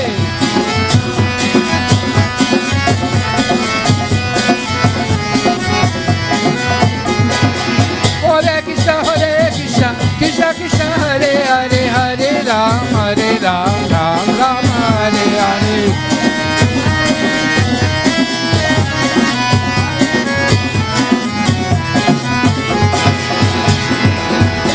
Hari Bol, Hari Bol, Hari Bol, Bol Hari Bol, Hari Bol, Hari Bol, Hari Bol, Bol Hari Bol. Gopala, Gopala, Yasoda Nandana Gopala, Gopala, Gopala, Yasoda Nandana Gopala, Gopala, Gopala, Yasoda Nandana Gopala, Gopala, Gopala, Yasoda Nandana Gopala, Gopala, Gopala, Yasoda Nandana Gopala, Gopala, Yasoda Nandana Gopala, Gopala, Gopala, Yasoda Nandana Gopala, Gopala, Gopala, Yasoda Nandana Gopala. Hare Krishna, Krishna Krishna, Hare Hare, Hare Ram, Ram Ram, Hare Hare.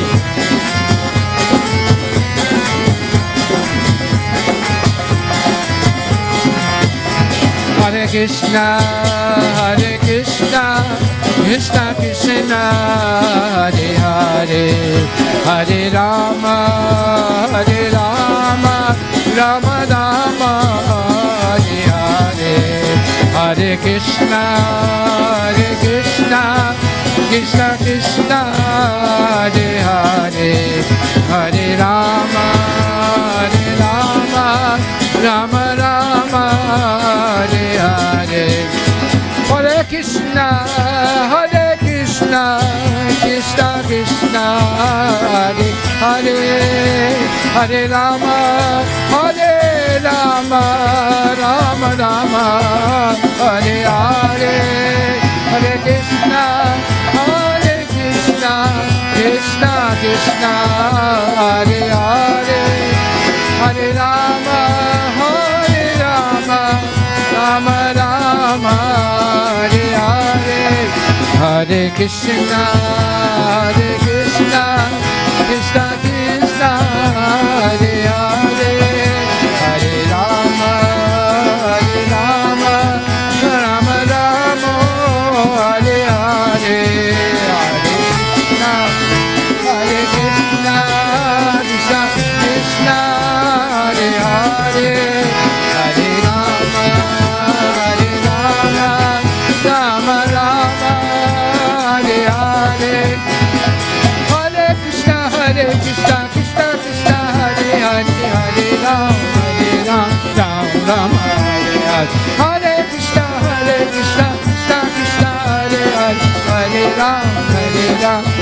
Rama. Hare Krishna, Krishna Krishna, Hare Hare, Hare Rama,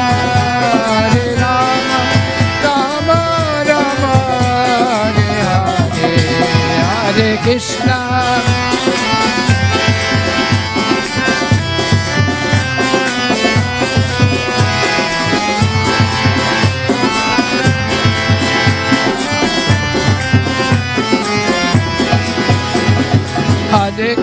Hare Krishna, Krishna Krishna, Hare Hare, Hare Ram, Ram Rama, Hare Hare, Hare Krishna, Krishna Krishna, Hare Hare, Hare Ram, Ram Rama.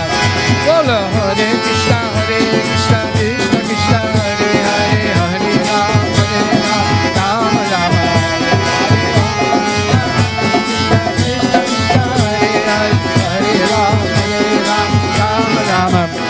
Hare Krishna,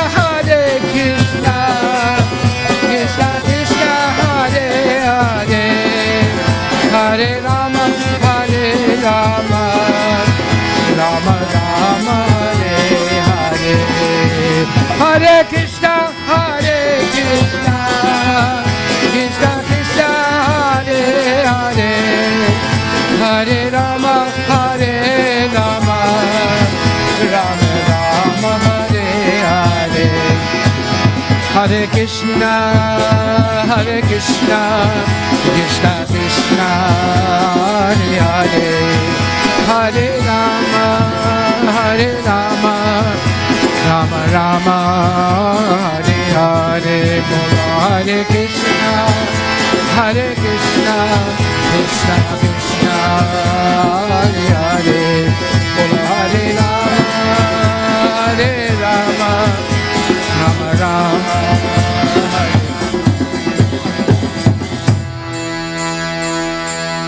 So today we are celebrating the birthday of Krishna Gudimanda Prabhu. Where is Krishna? Where is he? Where is Krishna? Where is he hiding?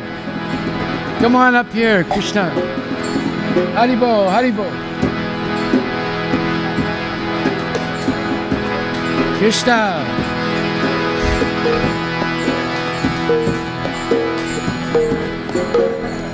Where is he?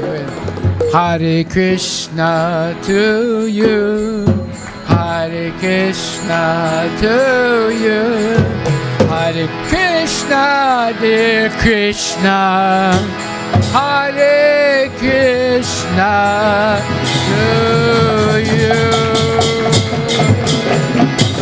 Gaura Premanandi, many more happy birthdays to Krishna Prabhu. Haribo, Haribo.